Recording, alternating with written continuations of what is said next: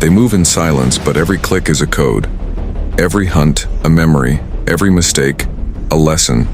They've learned to cripple boats, to paralyze sharks, to toy with their prey like puppets. In the wild, they plan.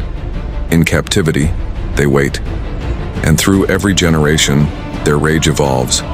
Because this isn't just a story about predators, it's about intelligence, revenge, and control. And what happens when the ocean's smartest minds turn on us? They move in silence. Underwater, sound replaces sight. Clicks and pulses ripple through the dark like a military radio. To us, it's noise. To them, it's language, orders, coordination. Each pod has its own dialect, a code inherited through generations. Scientists found orcas in the Pacific speaking in accents so unique that outsiders can't understand. Culture. In the deep. A mother teaches her calf how to strike a seal. The calf watches, learns, fails, tries again. Nothing is instinct alone. Every technique is taught, passed down like a family trade. In ancient Inuit stories, a pod once trapped in ice turned on the hunters who watched them die. They broke the ice beneath their captors, dragged them under. No one ever forgot. That was the day man learned that whales could plan. Their world is made of memory, pattern, revenge, and something eerily close to reason. And that was just the beginning of what they'd one day become. It began quietly. A few strange reports from Spain and Portugal. Boats crippled, rudders snapped clean off. Then the pattern spread. Every time, the same precision. 3 hits to the rudder, dive, vanish.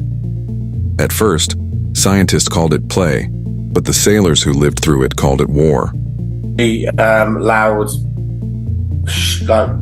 bang on the back of the boat, and I could feel sort of like a scraping. They carried on attacking and biting the rudder. The matriarch they named White Gladys started it after being struck by a yacht.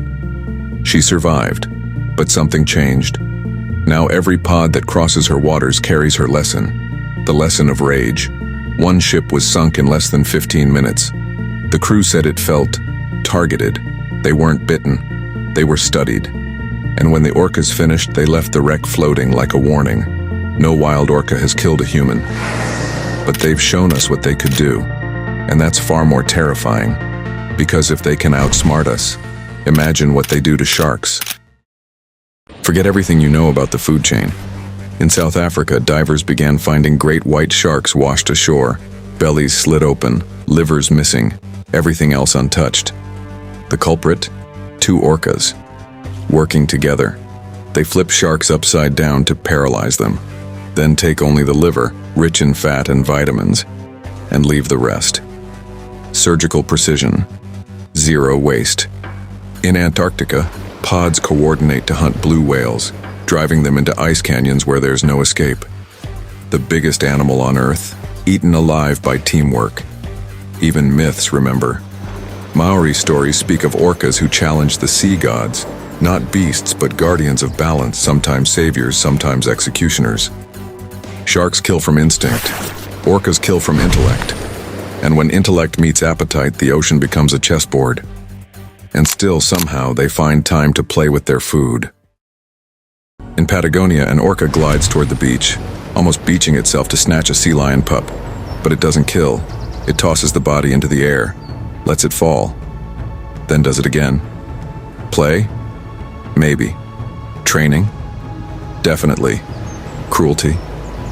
Hard to say. They experiment. In Antarctica, crews filmed orcas swamping ice floes just to watch penguins scramble. During the Frozen Planet shoot, one pod rocked a film cruise boat until the cameraman dropped his gear.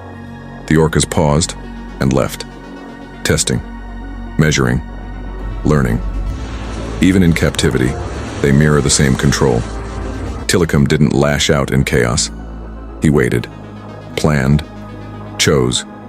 You start to realize they don't just understand fear, they study it. And when that intelligence is organized, it becomes something far worse. Every pod has a matriarch. She carries the memory of decades, every hunt, every loss, every encounter with humans. When she dies, her wisdom passes down like inheritance. Scientists call them ecotypes, but a better word is families. Some specialize in seals, some in fish, some in revenge. The Iberian pod, the Gladys clan, acts like a crime family. One strikes, one distracts, one finishes. Their strategy spreads across pods through imitation. No central command, yet perfect unity. In Alaska, orcas avoid bays where their ancestors were trapped by fishermen a century ago. How do they remember? No one knows, but they do. These are not random hunters. They're organized, calculating, generational. A hierarchy beneath the waves. A black and white army with no mercy, no equal, no fear. Because when the sea goes quiet, you're already surrounded.